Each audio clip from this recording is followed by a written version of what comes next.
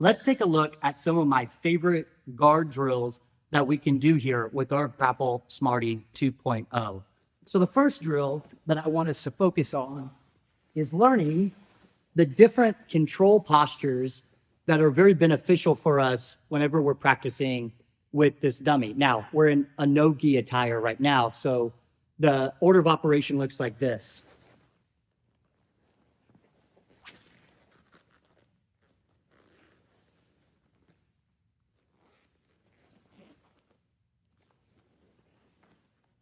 So I call this the around the world head and arm control.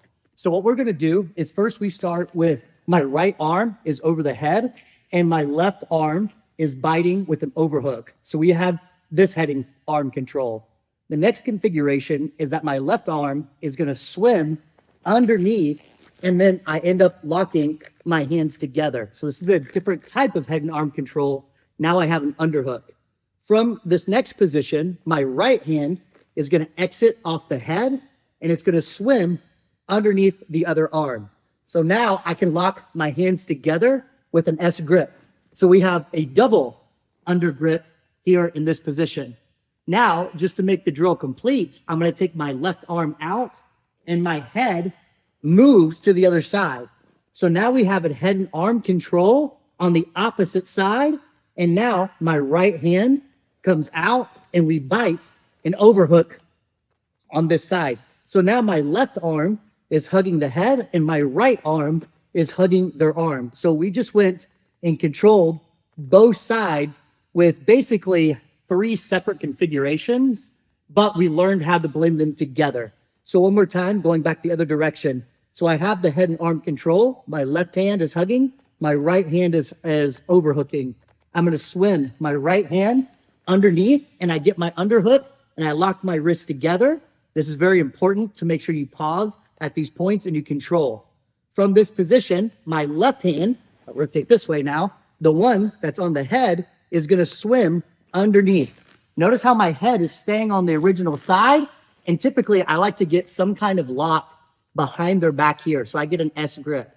What I might have to do with my legs as well is I can't leave my legs low. I might have to bring my legs up to hang on tight as well.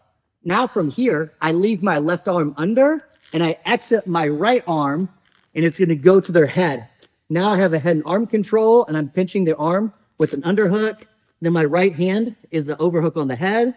And then I exit my left hand and we come back to an overhook.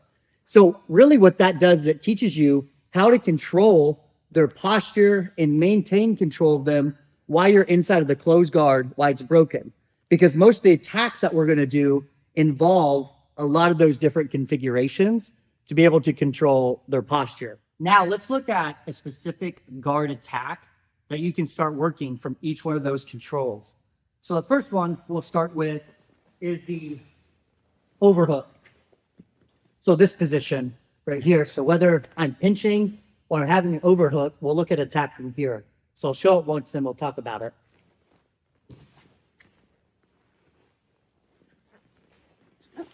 Right? Then we have the actual triangle finish. So I don't want to go into too much detail about the triangle finish, but I'll tell you guys about the key parts we want to practice and work. So the key aspects here is when I have this overhook, I want to take my hand and I bring my arm inside of their arm. So I'm placing my arm in the bend of their arm. Now I unlock my feet and I put my foot onto the mat and I hit a shrimp. As I shrimp, I keep shrimping until my knee and elbow connect. My other hand is connecting to the tricep, and I have this monkey grip here connecting so they can't drive forward as well. My foot bites around the back. This position is often known as the clamp position. That's kind of become the common name for this now because I'm clamping someone in between my knees into this spot. Now, my favorite attack to go from this position is the triangle, where I open myself up, I grab the wrist, my foot touches the bicep, and then I'm able to shoot my leg over the top, and now we have the triangle isolated. It's not the only attack, but it's one of my favorites to do from that plant position. So we're here, right? My left hand is hugging the head, and my right hand is biting the arm. My right arm wedges inside the arm, so I'm touching my thumb to my shoulder and creating this bend. Most common mistake I see is people will try to push this arm in between. I'm not saying it can't work, but it's not as efficient. Learn how to move your body. That's what one of the best things that this dummy can help you learn to do. So I wedge, and I'm not pushing at all. I'm putting my foot on the ground, and I'm shrimping until I hit an inverted knee, so my knee is pointed to the ground, and then I slide my knee and elbow together, so my knee is on top of my arm into this position. Then my leg bites around the body. I can open myself up, and then we could start working our attacks from there. This one we're going to look at is if I have the head and arm configuration, specifically when I have an underhook and my arm is over the head. So in this instance, I have my left hand under and my right hand on the head. So I'll show it once and we'll talk about it.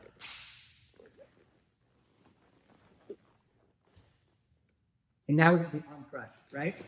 So from this position, what I'm really trying to do is from here is I want to take my arms and I lock my hands together in specifically a gable grip. So I like to grab the wrist in the beginning for the control, but eventually I do like switching to this gable or butterfly grip from this position. So my right hand, my right palm is facing my face and my left hand is locking. So no thumb grip. Now I loop my arm over because I can create a frame on the face. Now I can slide my elbow to the dummy's elbow. But really, I'll tell you guys the key detail is this head pinch. So pinching the wrist in between your head and the shoulder, I would say is the essential detail. So I'm not lazy like this, holding. I'm really pinching. But now my elbow goes on top and my hands rotate in front of the face. Now, you're not going to really be able to finish the submission being flat on your back. So what you're going to have to do is you're going to have to hit out, and a good target point is bring your knee up to their shoulder. So I keep raising my knee until it touches that shoulder position, and that's a good place just to be able to break. You can also put your foot inside the butterfly hook as well, and that helps. But as you guys can see, you should be able to see like my lower back or my back from this position. You're not going to be able to finish being flat on your back. So we're here. I have the right hand around the head, the left arm around the arm. I kind of have a wrist clinch grip. I switch to a gable, and I loop over. So now I'm framing on the dummy's face so they can't stay close to me here. I don't want their head close. It's going to be hard to finish the move. So I'm framing across the face. Now I hip out. I do a little shrimp, and I bring my knee up to the shoulder position right here.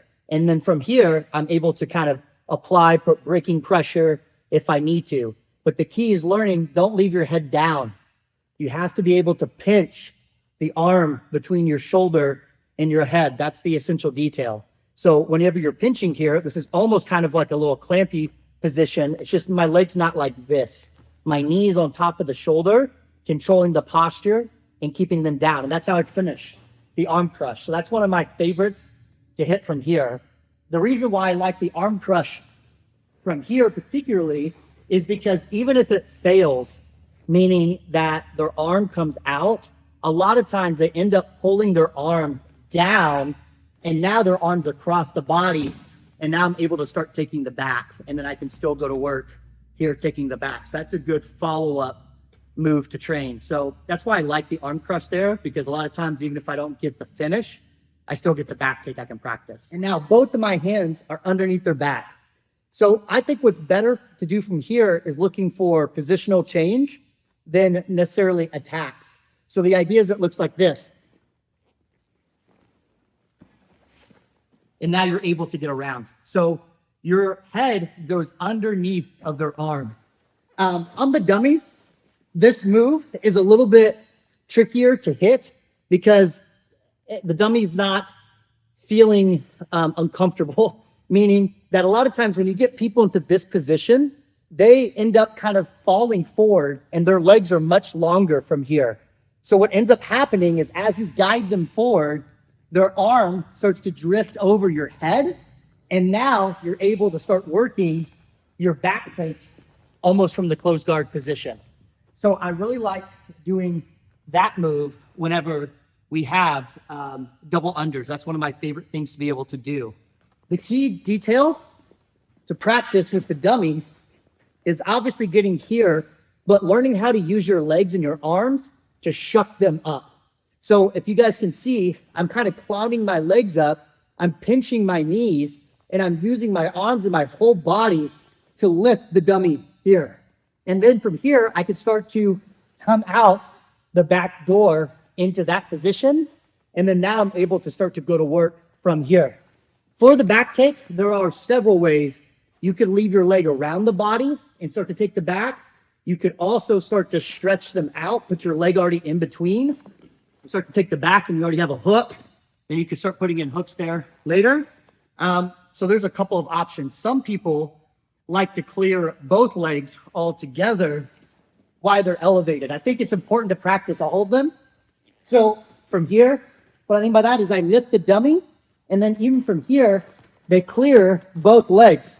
So you guys can see both my legs are behind, and now it's almost like I'm coming up and hitting a underhook escape from side control. But that double under is really good for being able to pull people over your head. And so that's what I like to do from each one of those positions. So as you guys can see, each one of those controls that we went over had a lot of value, and you can start to practice attacks and start to connect them together. So if you guys are interested, I have a product code for this grappling dummy down in the description below. This is called the Grapple Smarty 2.0. It's one of my favorite training tools to use, especially if I can't make it to class or I'm injured and I just need to train a little bit. So make sure you check out down the link below. There's a discount code that you can save a little bit of money off of. So good luck, and I'll see you guys in the next one.